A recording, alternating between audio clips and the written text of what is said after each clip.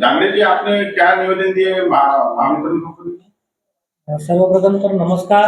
मी तरुण नरेंद्र कुमार जांगडे, हे माझे वडील आहे नरेंद्र कुमार कन्हैयालाल जांगडे.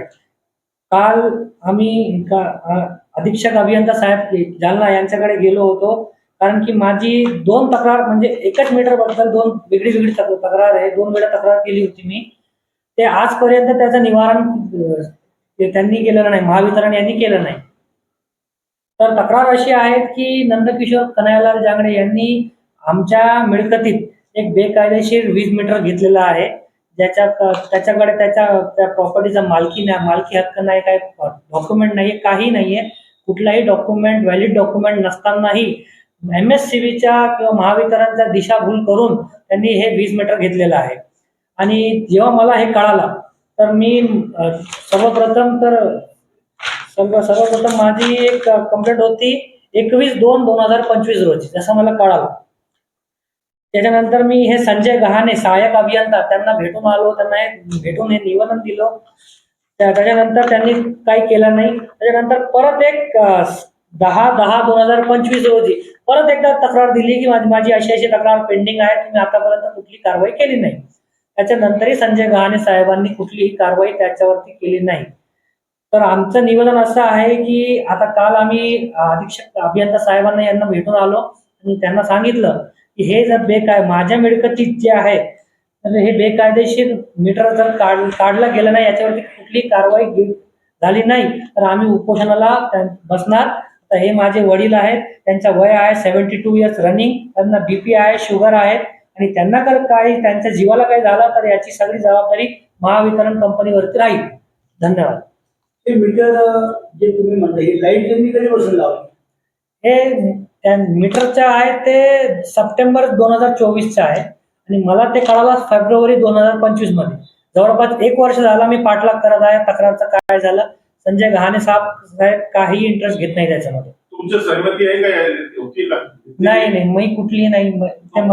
त्याची करपावती माझ्या नावावरती वाटणी आधारे मला आलेली, सगळं आलेलं माझ्या.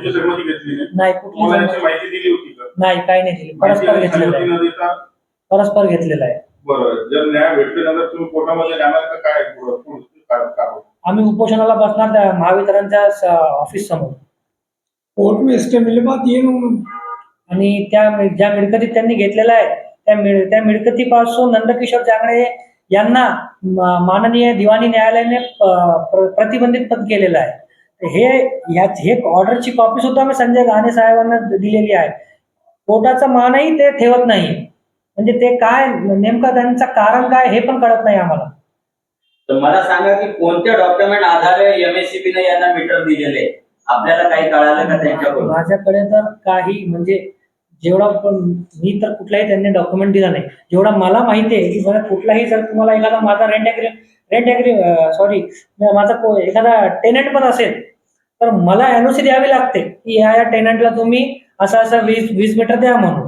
पण मी मात्र नंदकिशोर कन्हैयालाल जांगडे यांना असा कुठलाही डॉक्युमेंट करून दिलेला नाही. हमारे जो टेनेंट है वहाँ पे आनंदी किराना और एक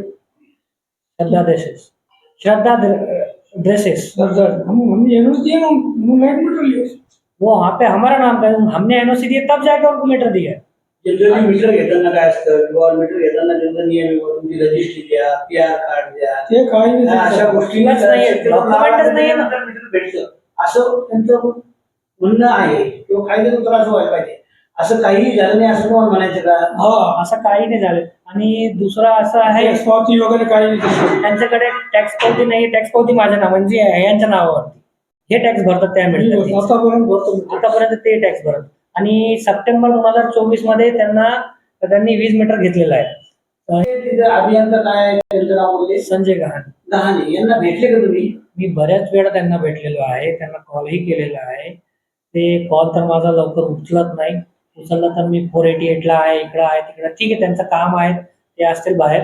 परंतु जेव्हा मी त्यांना भेटायला जातो किंवा ते मला भेटतात तर आज करू, उद्या करू, परवा करू, त्यांना बोलवतो, असं करतो तसं करतो. मात्र 1 वर्ष झालं त्यांनी काही नाही केलं. तुम्ही तुमचे डॉक्युमेंट्स त्यांना दाखवले का? सगळं कोर्टाचा ऑर्डर दिलेला आहे त्यांच्याकडे, माझी मालकी हक्काचे सगळे डॉक्युमेंट दिलेले आहे आणि टॅक्स पावती दिलेली आहे, वाटणी पत्र दिलेलं आहे. A to Z डॉक्युमेंट त्यांच्याकडे दिलेलं आहे आणि त्यांना मी हे पण सांगितलं आहे की त्यांच्याकडे मालकी हक्क काय हे पण बघावं. म्हणजे ते वारंवार टाळाटाळ करताय टाळाटाळ करताय ते. कोणते कोणते अपेक्षा तुम्ही त्यांच्या वरिष्ठांना भेटले का? हो, मी काल म्हणजे आतापर्यंत तर त्यांना भेटत होतो. मी काल इथं मस्तगडकडे जे पॉवर हाऊस आहे तिथे पण जाऊन साहेबांशी भेटलो आणि ते अधीक्षक अभियंता यांना पण समक्ष भेटून हे निवेदन देऊन आलेलं. त्यांचं काय म्हणणं आहे? नाही, त्यांनी त्यांचे ते जे अधिकारी आहे जे डेजिग्नेटेड ऑफिसर्स त्यांच्याकडे पाठवलं ते चौकशी करतील म्हणे त्याची. काय नाव आपलं? तरुण जांगडे.